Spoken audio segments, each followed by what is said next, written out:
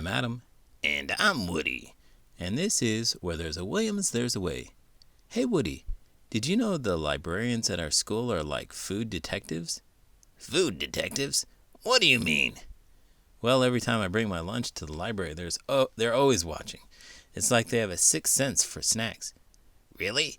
I thought librarians were all about books, not snacks. You'd think so, but they take their job of maintaining library order very seriously.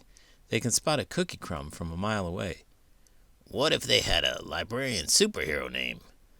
How about the Silent Snoopers? They'd be stealthy, quiet, and always one step ahead of snack thieves. I can see it now. Capes flowing in the library breeze as they catch snacks smuggling red-handed. In today's book, Lydia found her special spot across from the sunny window at a round desk in the library. For behind that desk was her new friend, the librarian. Together, Lydia and the librarian discovered a world beyond their walls, one that sparkled with spectacular joy. Let's get started.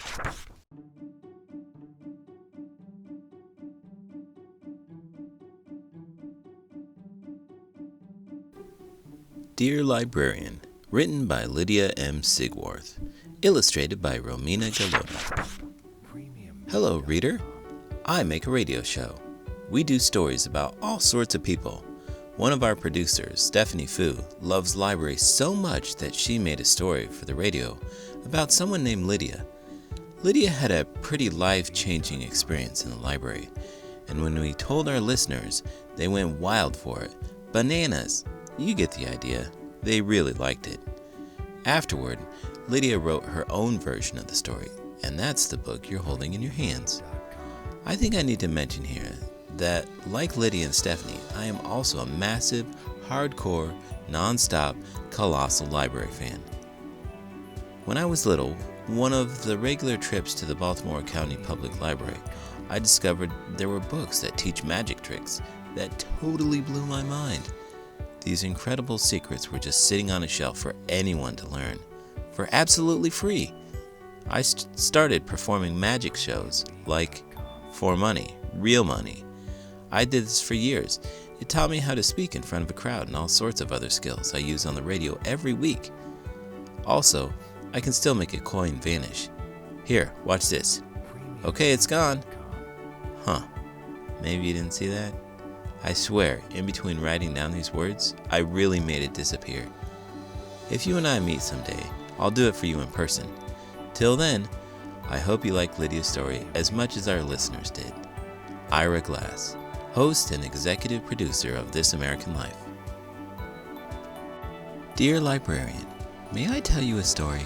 It's about me, and it's about you, and it's about my library home. It happened when I was 5 years old. Me and my mom and my dad and my 5 big sisters and 1 baby brother all had to leave Colorado and go to Iowa, where Grandma was. My dad needed a new job, and we needed a new place to live. In Iowa, I missed my little blue home with the big maple tree. I missed my red roller skates packed away in the big truck. I missed my sunny backyard with lots of space to run and play. I missed my best friend, little Becca. But most of all, I missed having a home. In Iowa, I didn't have a home to live in, just houses. 5 big sisters and 1 baby brother, and a mom and a dad are a lot of people, so we lived in a lot of different places. Moving is the worst. I can't even keep track of the number of times that I've moved. Really? You know, moving can be tough, but a well-fed tiger like me always finds a way to make it exciting. How do you stay so positive during a move? It's all about the mindset. I like to think of it as a grand adventure. Who wouldn't want a change of scenery and some new tasty treats? That's a unique perspective, Woody. So, any tips for making the moving process fun? Absolutely. First, make sure to pack your snacks in easily accessible boxes. You never know when you'll need a quick energy boost. What's your favorite snack? Anything with a bit of a crunch. I'm a big fan of tiger-shaped cookies, of course. Tiger-shaped cookies? Where can we find those? You might have to do a little hunting in the snack aisle, but trust me, it's worth it. Some days we lived in Aunt Linda's house. Aunt Linda had a pretty pink bathtub for fancy bubble baths. But Aunt Linda's house was full of nice things you shouldn't touch because they aren't yours. Some days we lived in Cousin Alice's house. Cousin Alice had her own family to take care of, but she let us sleep in her tiny, cozy basement. In Cousin Alice's basement, there was a big couch and bouncy mattresses. Every night was a giant sister sleepover. Move over. You're hogging the blanket. That's my spot. But even a snuggly sleepover was a little too crowded for all of us. Some days we stayed at Grandma's house. Grandma lived right by a park with swings and space to run and spin, but there weren't any friends at Grandma's park. Mom said it was very generous of everyone to let us live at their houses, but Grandma's house was too small, Aunt Linda's house was too nice, and Cousin Alice's house already had a family. Nowhere was home. Nowhere had a special spot just for me. Then one day, Mom took me and my 5 big sisters and 1 baby brother to a new place. Not a house, but a big building with stone columns and tall, tall steps. The library. There was a sunny window that took up a whole wall.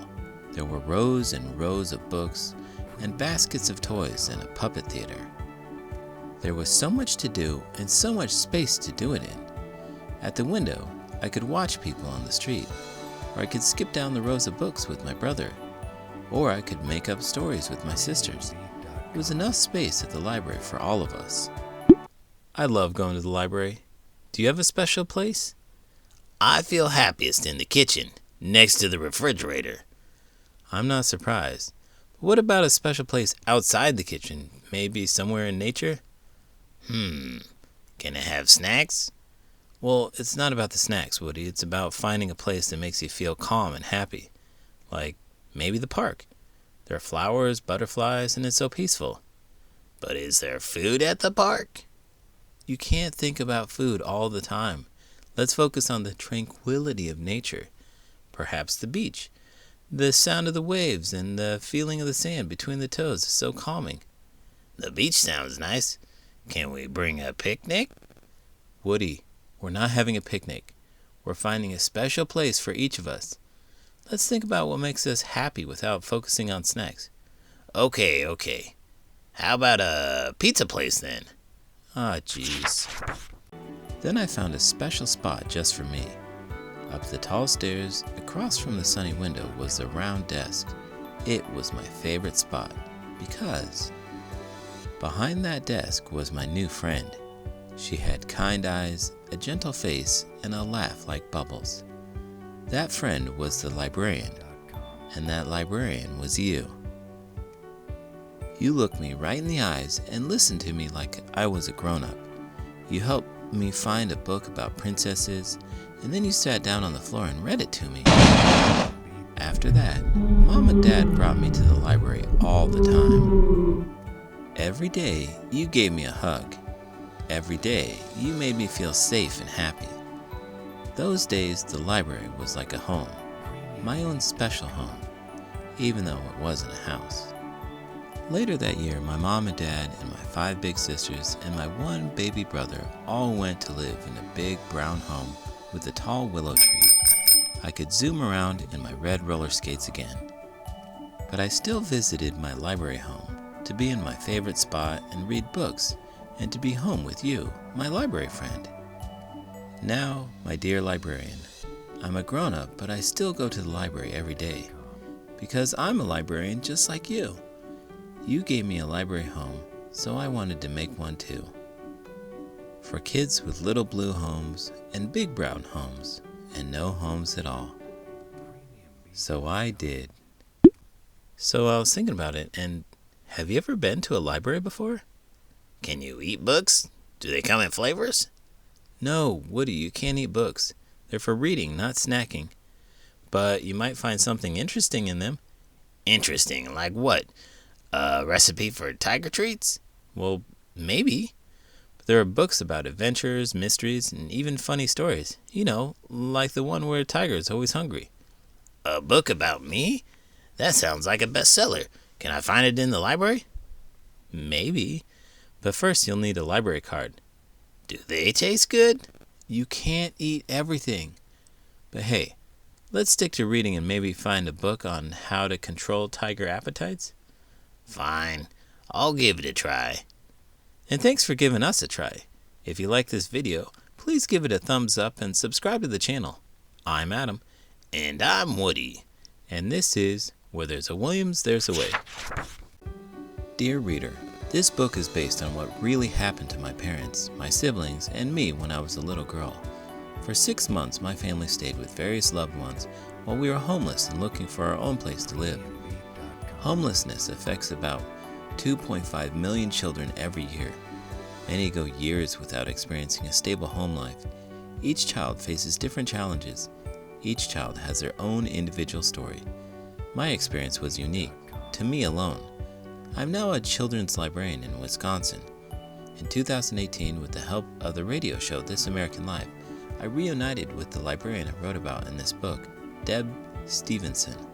I thanked her for inspiring me, and it was truly one of the most amazing experiences of my life. Maybe there's a librarian in your life who has inspired you too. If so, tell them, and maybe give them some chocolate. We usually like chocolate. If you would like to learn more about libraries and the work librarians do, please visit the American Library Association at ala.org. Happy reading, Lydia Sigwarth. Lydia, age 5. Lydia and her librarian, Deborah Stevenson, November 2018. Did you know? The Library of Congress is the world's largest library, with more than 173 million items.